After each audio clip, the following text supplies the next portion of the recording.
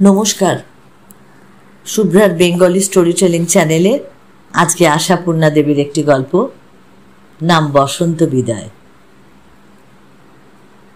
কলেজের বার্ষিক উৎসবে উদ্বোধন সঙ্গীত গাইতে হবে বিলুকে।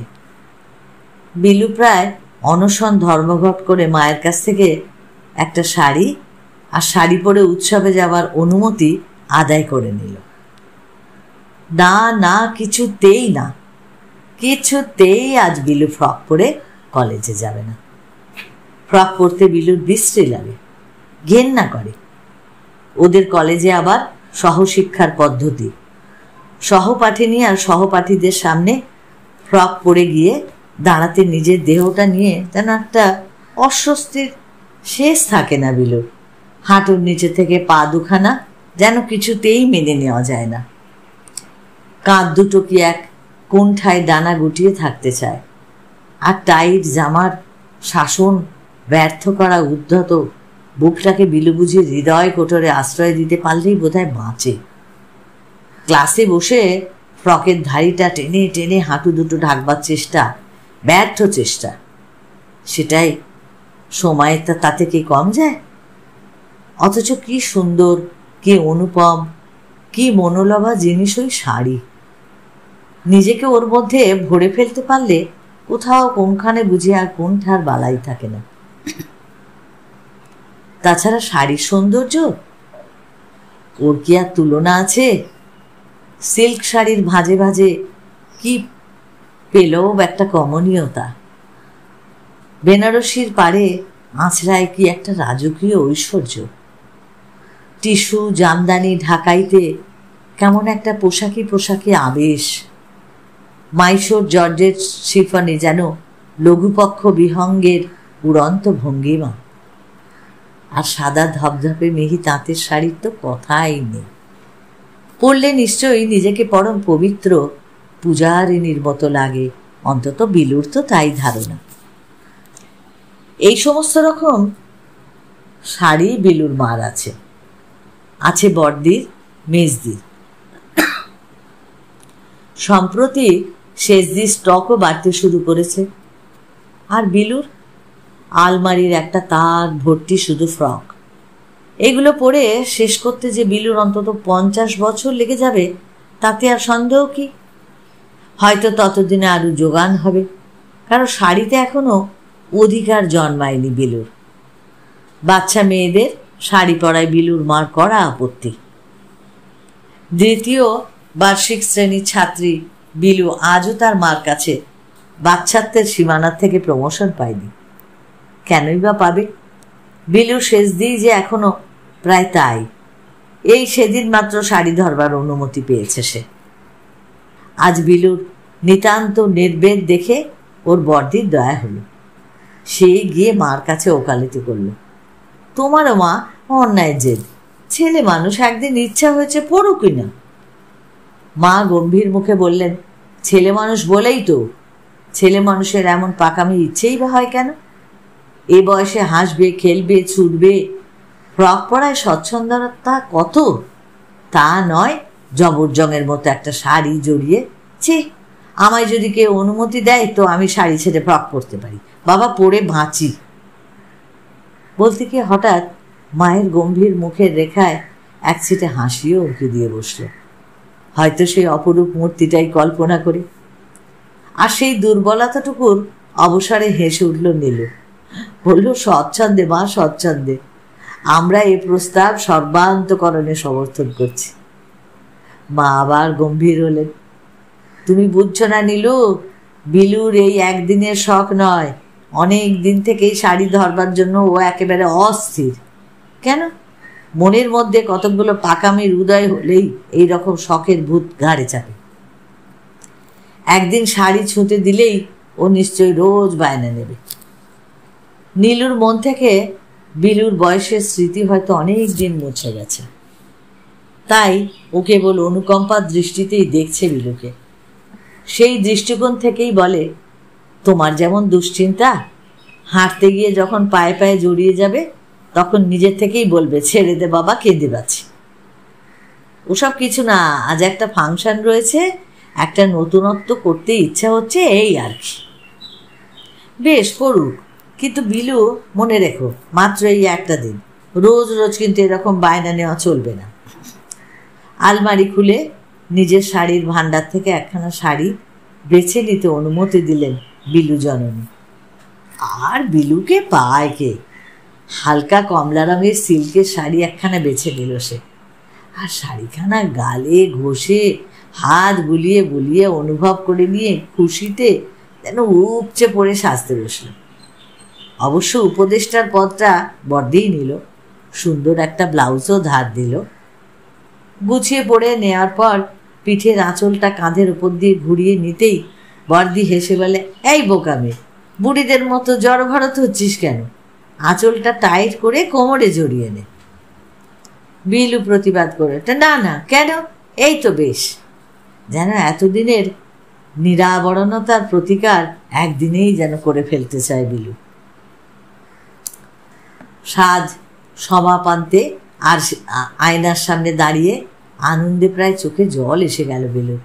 এত সুন্দর দেখতে সে, এত সুন্দর। মুখের দুপাশে লম্বা লম্বা দুটো বেনি ঝোলানোর পরিবর্তে আলগা করে এলো খোপা বাঁধলে যে মুখের গড়ন এমন অপূর্ব হয়ে ওঠা, তাই বা কে জেনেছে বিলু? বর্দি, বিলু যেন শীষ দিয়ে ওঠে, কেমন দেখাচ্ছে? বাহ, এ তো খাসা দেখাচ্ছে রে। উমা, খোপাও বেঁধেছিস যে, শিখলি কোথায়? এমনি নিজে নিজে। আয়নার ওপর তোমার মেজদির শেষদির যতগুলো কাঁটা ছিল সবগুলো চুলে আমি গুজে নিয়েছি। বেশ করেছিস। নীলু হেসে ওঠে, হাঁক দেয়, ওমা দেখো দেখো, তোমার ছোট মেয়েটা আজ একেবারে দস্তুর মতো একটা মহিলা হয়েছে। তুমি বলছিলে শাড়ি পরে ঠিক আছাড় খাবে, দেখো একবার ধরনটা, নিজে নিজে খোপা পর্যন্ত বানিয়ে ফেলেছে। 17 বছরে বিলুর নিজে নিজে খোঁপা বানানোর বাহাদুরিতে হেসে কুটি কুটি হয়। পুরু লেন্সের চশমা পরা, ব্রণ বিক্ষত গণ্ড, কোল কুঁজো নীলু বিলুর বর্দি। মা কিছু বলার আগেই হুড়মুড় করে বেরিয়ে গেল বিলু, যাতে না মা দিদিদের সামনে শাড়ি পরে স্মার্টনেসের অভাব পরিলক্ষিত হয়। বিলুর মা ওর চলে যাওয়ার পথের দিকে তাকিয়ে একটা নিঃশ্বাস ফেললেন। ওরা কেমন করে বুঝবে মায়ের অস্বস্তিটা কোথায়?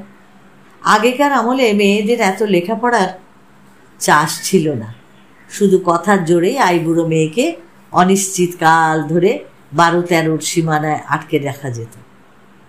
চোখে আঙুল দেওয়া জ্ঞাতি প্রতিবেশিনীদের কাছে হিসেবের গোঁজামিল ধরা পড়ে গেলে কোঁদল করে জেতাও যেত।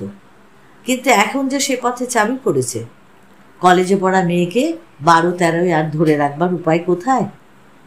তাই খাটো বয়সের সীমারেখার মধ্যে ধরে রাখবার একটা ব্যর্থ চেষ্টা চলে, খাটো ঝুল ফ্রক পরিয়ে। আরও একবার নিঃশ্বাস ফেললেন বিলুর মা। নীলু, ইলু, মিলু, তিনজনের নিচে বিলু। এখন থেকে ওর ওই ঝকঝকে তলোয়ারের মতো ধারালো দীঘল চাঁদের তনুটাকে শাড়ির শান পালিশে ঝলসে উঠতে দিলে চলবে কেন? যতক্ষণ ফ্রকের ছায়ায় অন্ধকারে পড়ে থাকে ততক্ষণই ভালো। জলের মতো মুখস্থ গান হলেও গানের বইটা সামনে রাখা একটা ফ্যাশন। একখণ্ড গীতবিতানের জন্য লাইব্রেরি ঘরে যেতে গিয়ে দাঁড়িয়ে পড়তে হলো বিলুকে। একটা স্বরলিপি বইয়ের পাতা উল্টাতে উল্টাতে নিরঞ্জন বেরিয়ে আসছে ঘর থেকে। লাইব্রেরিতে আসা যাওয়ার সূত্রেই এই নিরঞ্জনের সঙ্গে আলাপটা একটু বেশি।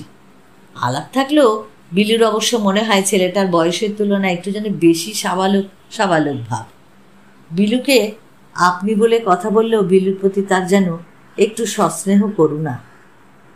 আজ কিন্তু ব্যাপারটা ঘটে গেল সম্পূর্ণ অপ্রত্যাশিত। বিলুর পায়ের শব্দে মুখ তুলে তাকিয়ে নিরঞ্জন যেন চমকে গেল। তারপর হঠাৎ বলে বসল, অপূর্ব। বিস্ময় আর প্রশংসার অদ্ভুত একটা দীপ্তি ফুটে উঠেছে ওর চোখে। অপূর্ব। বুকটা কেঁপে উঠল বিলুর। একটু আগেই ওকে দেখে নন্দিতা চেঁচিয়ে বলে উঠেছিল, ও বাবা, এ যে একেবারে নবকলেবর। সত্যি কি ফাইন দেখাচ্ছে রে তোকে, মার্ভেলাস। কই, তখন তো এমন বুক কাঁপা অনুভূতি হয়নি। কিন্তু তা হবে কেন? নন্দিতার মুখে চোখে তো এমন অদ্ভুত একটা দীপ্তি ফুটে ওঠেনি, আর উঠলেই বাকি। কিন্তু বুক কাঁপলেও বাইরে সে কাঁপন প্রকাশ করা চলে না। তাই অবদাবদ মুখ বলতে হলো বিলুকে, কি অপূর্ব আপনি? আমি আমি অপূর্ব? আরে বুঝেছি বুঝেছি। চকোলেট পাওয়া খুকির মতো হাসিতে ভেঙে পড়ে বলে বিলু, শাড়ি পরেছে বলে বলছেন কেমন? তাহলে বরং অভূতপূর্ব বলুন। অনেকটা হাসতে হয়, পাছে বুকের ধুকপুকারিটা শুনতে পাওয়া যায়। হাসছেন মানে? নিরঞ্জন গাম্ভীর্যের ভূমিকা নিয়ে বলে, আপনার রীতিমতো শাস্তি হওয়া উচিত। শাস্তি? হ্যাঁ, রীতিমতো শাস্তি। এতদিন শাড়ি পরেননি বলে? শাড়ি পরিনি বলে শাস্তি পেতে হবে? ভারী মজার কথা বলেন তো আপনি। মজার মানে? সত্যি কথা। আমার মতে নিজেকে খারাপ সাজে রেখে দেওয়াটা একটা দস্তুর মতো অপরাধ। শাড়ি পরে আপনাকে এত ভালো দেখায়, আর আপনি পুরুষের প্রশংসা এমন ভয়ঙ্কর জিনিস, তাতে এমন দিশাহারা করে দেয়। কিন্তু দিশে হারালে চলবে কেন? বুককে সবলে বুকের মধ্যে নির্বাসন দিয়ে বিলু এবার পুতুল পাওয়া কুকুর মতো হি হি করে হাসতে থাকে। যাক, বাড়ি গিয়ে বলতে হবে বড়দিকে। বড়দিই তো জবরদস্তি একখানা শাড়ি জড়িয়ে সে পুঁটলি বানিয়ে দিল আমায়, বলে ফ্রক পরে আবার ডায়াসে বসে গান গাইবে কি? কেউ দেখতেই পাবে না। একটা শাড়ি টাড়ি পরলে তবু লোকের চোখে পড়বে, লোকে মনীষী বলে গণ্য করবে। বলবো কি গিয়ে বড়দিকে? নিরঞ্জন তেমনি গম্ভীরভাবে বলে, ঠিকই বলেছেন আপনার বড়দি, শাড়ি পরে বড্ড বেশি চোখে পড়ে যাচ্ছেন, চোখ সরানোই শক্ত হয়ে দাঁড়াচ্ছে। বাবা রে বাবা, কি সাংঘাতিক মজার কথা যে আপনি বলেন না, সত্যি হাসতে হাসতে কপাল ব্যথা হয়ে ওঠে। আর ওদিকে যে দেরি হয়ে যাচ্ছে। কোথায় দেরি? এই তো সবে তবলচিদের পায়ে তেল দেবার জন্য লোক পাঠানো হলো, এখনো ঘন্টা খানেক নিশ্চিন্ত হয়ে গল্প করা চায়। বাহ, ব্যস্ত আছেন।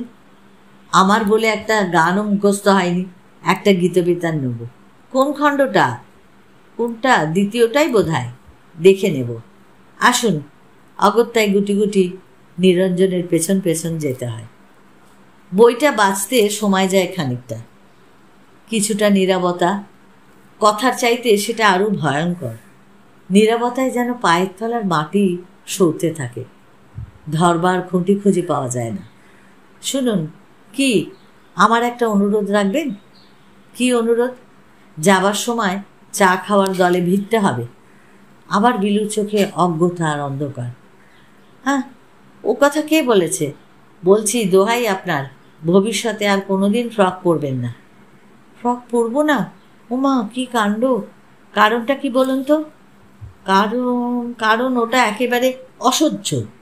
আজ থেকে শাড়ি বহাল রাখুন, লাল নীল সবুজ সাদা যা খুশি। ওরে বাবা রে, দুই চোখ যেন ভয়ে বিস্ফারিত হয়ে ওঠে বেলের। শাড়ির আঁচলটা হাতের মুঠোয় পিষতে পিষতে দারুণ অস্বস্তির একটা ভঙ্গি করে বিলু বলে ওঠে, তাহলে গিয়েছি আর কি, তাহলে আমার হাঁটা চলা খেলাধুলো সব খতম। উফ, একদিনেই যা জ্বালাতন লাগছে, নিজেকে ঠিক একটা পুঁটলি বলে মনে হচ্ছে। কতক্ষণে যে বাড়ি গিয়ে ছেড়ে ফেলে বাঁচবো তাই ভাবছি। বাবা, কি করে যে লোকে 22 হাত একটা শাড়ি জড়িয়ে কাজকর্ম করতে পারে। আপনিও পারবেন। শাড়ির সোনার কাঠির ছোঁয়ায় ঘুমন্ত রাজকন্যা জেগে উঠবে। আরে বাস, কি আবল তাবল বকতে শুরু করলেন আপনি। রাজকন্যাই বা কোথায়, সোনার কাঠেই বা কি, কিছুই তো বুঝছি না। নিরঞ্জন হতাশ সুরে বলে, সত্যি কিছুই বুঝছেন না? কি মুশকিল, 5-7 বছরের খুকি বুঝি আশ্রয় নিয়েছে বিলুর মধ্যে। কি করে বুঝবো আপনি যে স্রেফ মাথা মুন্ডহীন কথা বলতে শুরু করে দিয়েছেন? শাড়ির সোনার কাঠি? সত্যি, তার চাইতে বলুন না কেন সোনার পাথর বাটি। আবার হাসতে হচ্ছে বিলুকে। হেসে হেসে চোখে জল এসে যাবার জোগাড় হলেও হাসতে হচ্ছে। না হেসে করবেই বা কি? গম্ভীর হবার উপায় কোথায় তার? বিলু কি জানে না যে তার ওপরে এখনো 3 দিদি? বছরে বছরে চশমার পাওয়ার বেড়ে যাওয়া কোল কুঁজো নীলু, দিন দিন ফুটবল হয়ে যাওয়া ভারী ভারী কি ইলু, আর নব যৌবনের দিনগুলো সব শেষ করে এনেও কিশোরীর ভূমিকা নেত্রী শেষদি মিলু, এদের চাইতে যে অনেক অনেক ছোট বিলু। এখনই শৈশব পার করে ফেললে তো চলবে না তার। শাড়ি তার মনোরম সৌন্দর্য ভার নিয়ে আলমারির উঁচু তাকে থাকুক, নিচের দিকের তাকটা বিলুর, যেখানে তার রাশি রাশি ফ্রক সাজানো রয়েছে। এই সুন্দর গল্পটা যদি তোমাদের ভালো লাগে তাহলে তোমরা অবশ্যই লাইক করো, প্রিয়জনকে শেয়ার করো, আর যারা এখনও আমাকে সাবস্ক্রাইব করোনি প্লিজ প্লিজ একটু সাবস্ক্রাইব করে আমার পাশে থেকো। সকলে ভালো থেকো।